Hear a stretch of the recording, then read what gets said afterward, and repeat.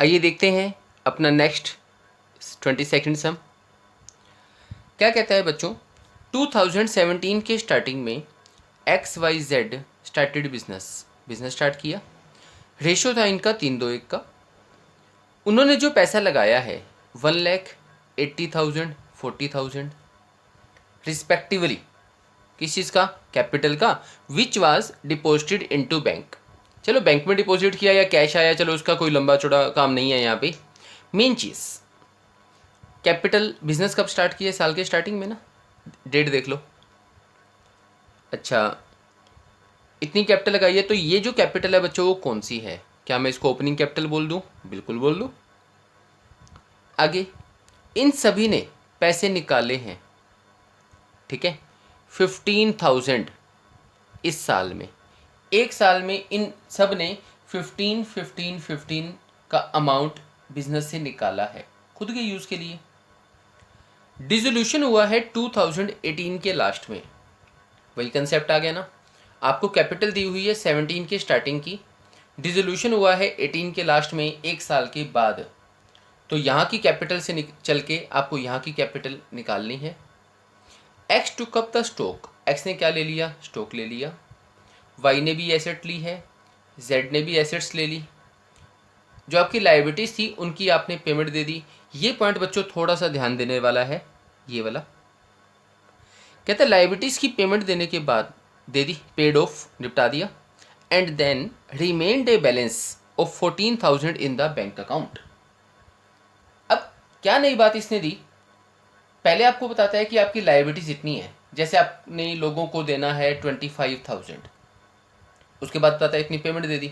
अब यहाँ कहता है आपने उनकी पेमेंट दे दी, कितनी दी है हमें नहीं पता, ठीक है ना, 20 थे, 50 थे, 100 थे, कितने थे कुछ तो बताता, बट इसे नहीं बताया। बट एक बात आपको बता दी कि उनकी पेमेंट देने के बाद आपके पास 14,000 बच गए। तो आपकी कोई टेंशन नहीं है बच्चों, यहाँ पे जो 14,000 आपके पास बचा है ना, आप इसे ही रियलाइजेशन अकाउंट की क्रेडिट साइड में दिखा देना बाय बैंक। अब ऐसा क्यों किया, देखो आपने जो लाइबिलिटीज़ की पेमेंट दी है वो कहाँ से दी होगी, कैश दिया होगा आपने उनको। वो कैश आपके पास कहाँ से आया होगा बच्चों, वो आपके पास आया होगा एसेट्स को बेच के। मान लेते हैं, एक छोटा सा पॉइंट समझो इसके लिए बच्चों, हम मान लेते हैं कि यहाँ पे ना आपकी जो लाइबिलिटीज़ थी वो थी 40,000, ठीक है। जो आपने एसेट्स को बेचा है ना, वो मैंने बेचा है कितने का, 55, ठीक है जी। यहाँ पे आप ये ले लो। अब इसको मैं रियलाइजेशन अकाउंट में कैसे दिखाऊंगा, इसके लिए आपको अकाउंट बनाना पड़ेगा।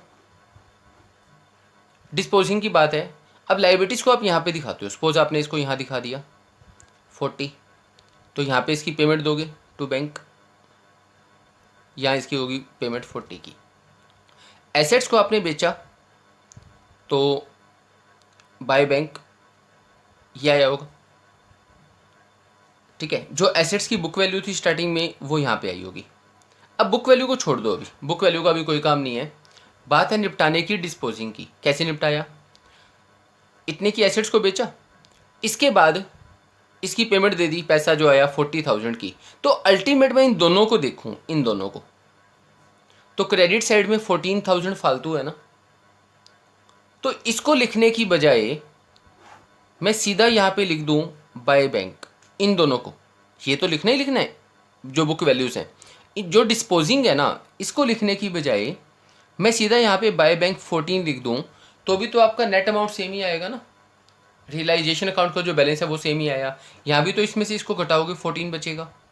मैंने यहाँ पे सीधा 14 लिख दिया, अब भी 14 आएगा, बात तो एक ही है ना। तो इसीलिए हमने इसका क्या किया बच्चों, यहाँ पे आप देखिए आपकी बुक में यहाँ हमने लिखा बाय बैंक 14,000, ठीक है ना। ये नोट आपके पास है, छोटा सा आपकी बुक में ही गिवन है, इसको देख लो। कहता है लाइबिलिटीज़ की जो पेमेंट है ना वो आपने दे दी, कहाँ से दी होगी, एसेट्स को बेच के जो पैसा आया है वहाँ से, cash realised on sale of assets. तो 14,000 आप कहो कि आपके पास नेट अमाउंट है। नेट अमाउंट का मतलब एसेट्स को बेचा, जितना पैसा आया उसमें से लायबिलिटीज़ की पेमेंट दी, जो उसके बाद बैलेंस बचा है ना उसको कहा जाता है नेट अमाउंट रियलाइज्ड। जैसे अभी अभी हमने एग्जांपल लिया, ठीक है, इतने की एसेट भी की, इतने की लायबिलिटीज़ की पेमेंट दी, तो कितना बचा 14 ना। ये 14 आपका नेट अमाउंट रियलाइज्ड है, इसे आपने दिखा देना है रियलाइजेशन अकाउंट में by bank 14,000। Hope so concept आपको समझ में आ गया होगा। इसके बाद बच्चों जो आपको कैपिटल की बात थी कि ओपनिंग कैपिटल वहाँ पे है, क्लोजिंग है, उसका क्या किया जाए। इस साल में कैपिटल में क्या एडजस्टमेंट हुई है, एक ही तो हुई है ना कि उन्होंने पैसे निकाले हैं। तो देख लो, जब आपने ओपनिंग बैलेंस शीट बनानी है, ओपनिंग का मतलब डिसोल्यूशन वाली डेट पे, ऑन डेट ऑफ डिसोल्यूशन, आपने डिसोल्यूशन की डेट पे जो बैलेंस शीट बनानी है, एक्स की कैपिटल क्या थी 1 लाख थी, ये तो साल के स्टार्टिंग में थी ना।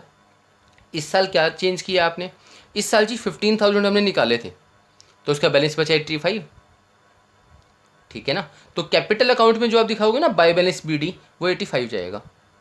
वाई की 80 थी, 15 निकाल लिया, 65 बचा। जेड की 40 थी, 15 इस साल में निकाला, 25 बचा। तो ये तीनों जो कैपिटल है ना बच्चों, ये डिसोल्यूशन की डेट की कैपिटल है। इसे कहाँ दिखाया जाएगा, जो आप बनाओगे ना कैपिटल अकाउंट, कैपिटल अकाउंट की क्रेडिट साइड में आप लिखते हो बाय बैलेंस BD, वो ये वाला है 85, 65, 25। तो ये दो ही नए पॉइंट्स है बच्चों, बाकी सब कुछ आपका सेम है, ठीक है जी।